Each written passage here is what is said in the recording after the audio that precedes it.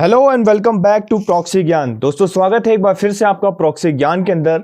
मैं हूं आपका दोस्त, आपका एजुकेटर, आपका मेंटर प्रकाश द्विवेदी। और आज हम डिस्कस करने जा रहे हैं आर्टिकल नंबर 14।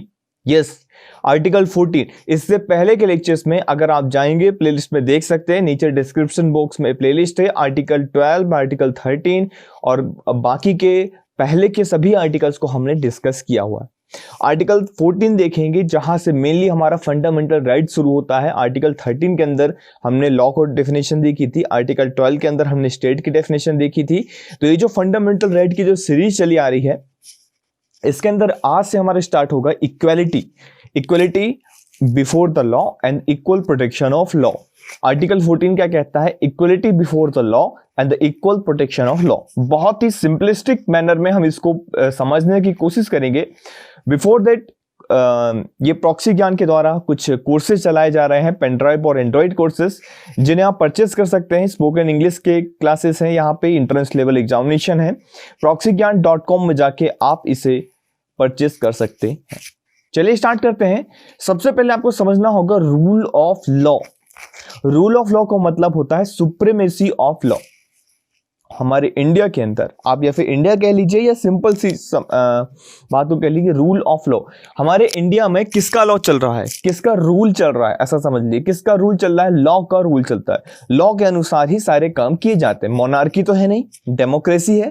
डेमोक्रेसी है तो डेमोक्रेसी किसके बेसिस में काम करती है? कॉन्स्टिट्यूशन। कॉन्स्टिट्यूशन क्या है? एक ऐसा समझ लीजिए लॉ की बुक है, ऐसी बुक जिसके अंदर सभी नियम, सभी जो आर्टिकल्स हैं, सभी के लिए लिखे गए हैं।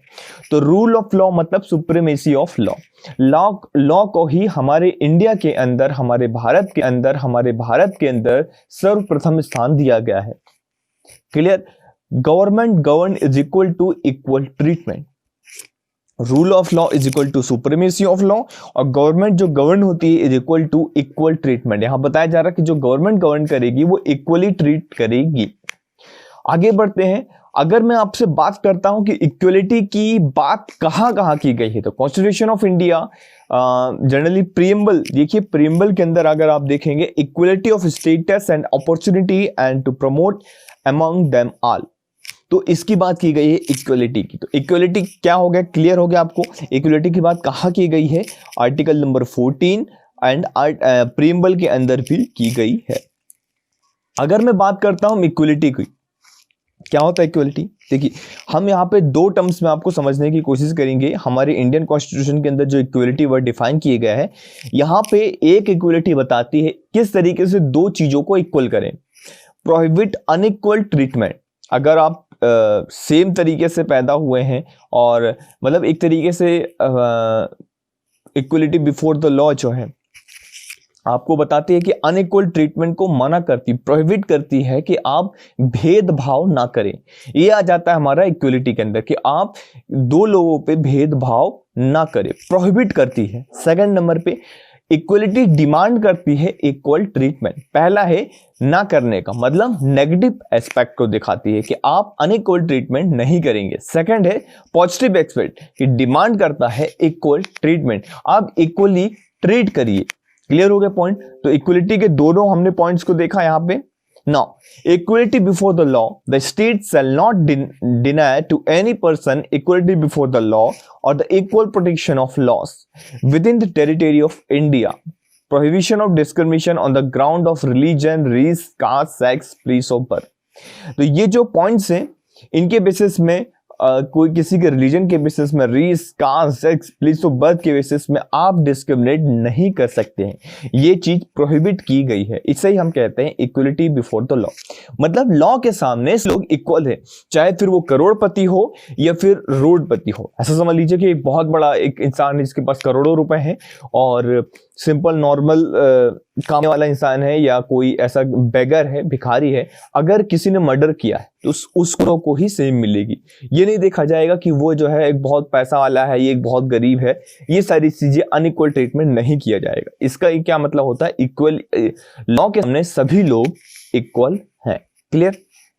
चलिए इक्वलिटी हम देखेंगे 14 क्लॉज 1 आर्टिकल 14, इसके दो क्लॉसेस हैं। 14 क्लॉज 1 के अंदर हम देखेंगे रूल ऑफ लॉ की बात करता हूं कि रूल ही सुप्रीम है, मतलब लॉ ही चलेगा, लॉ का रूल चलेगा। देखिए अगर आपने पॉलिटी वगैरह की लक्ष्मीकांत की बुक पढ़ी है तो वहां पे आप जनरली ये चीज डिफरेंशिएट कर पा रहे होंगे। लॉ सुप्रीमेसी जिसको हम कहते हैं कि लॉ का ही सर्वाधिकार चलेगा। इंग्लिश कॉन्सेप्ट है, कहां से आया है? इंग्लैंड से आया है। ये इक्वलिटी बिफोर द लॉ कहां से आया है? इंग्लैंड से। और इंग्लिश कॉन्सेप्ट है, यहाँ पे लेडी जस्टिस की बात की गई है। आपने देखा होगा लेडी जस्टिस एक जब भी अगर आप कोर्ट वगैरह में गए होंगे या फिर जनरली आप लोगों ने मूवीज वगैरह में देखा होगा कि एक लेडी रहती है, काले कलर की पट्टी जो है आंख में बांध के रखती है और एक तराजू लेके लगती है। तो यही बताती है कि वो किसी को नहीं देख रही है, जो सामने जो है एक तरीके से वो नहीं देख रही कि इसमें क्या है, कौन तरफ अमीर है, कौन गरीब है, कौन ऊंचा है, कौन नीचा है। वो किसी भी प्रकार का कोई भी चीज, कोई भी भेदभाव नहीं कर रही है। तो क्या दर्शाती है? Equality before the law, law के सामने सभी लोग इक्वल हैं। Equal protection of law, equal protection of law की अगर मैं बात करता हूं क्लॉज 2 के अंदर मेंशन है। ये अमेरिकन कॉन्सेप्ट है, नो यूनिवर्सल एप्लीकेशन। इसका पूरी तरीके से यूनिवर्सल एप्लीकेशन नहीं है। ये सभी लोग इक्वली प्रोटेक्ट किए जाएंगे लॉ के अंदर। क्लियर? कुछ एक्सेप्शन देख लेते हैं आर्टिकल 14 के इंडियन कॉन्स्टिट्यूशन के अंदर जो दिए गए हैं। इन आर्टिकल को हम फिर से डिस्कस करेंगे जब हम इन आर्टिकल्स में पहुंचेंगे। Number wise article 361, that is the president of India and the state governor enjoy the certain immunities like no criminal proceeding, not answerable to any court, no arrest और एटसेट्रा।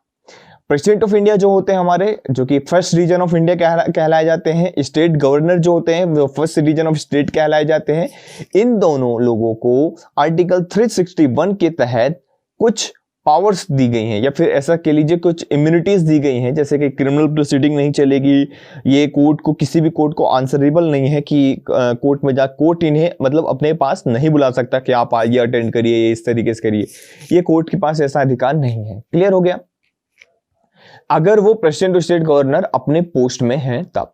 आर्टिकल 361A के तहत ये है कि कोई भी criminal proceeding, no person shall go through a civil or criminal proceeding with respect to a true report published in the newspaper related to any proceeding in the parliament। तो कोई भी अगर प्रोसीडिंग होती है पार्लियामेंट में, कुछ इस तरीके से होता है, उसकी रिपोर्ट पब्लिश कर दी गई है न्यूज़पेपर में, उस बेसिस पे उसके खिलाफ कोई भी सिविल और क्रिमिनल प्रोसीडिंग नहीं चलेंगी।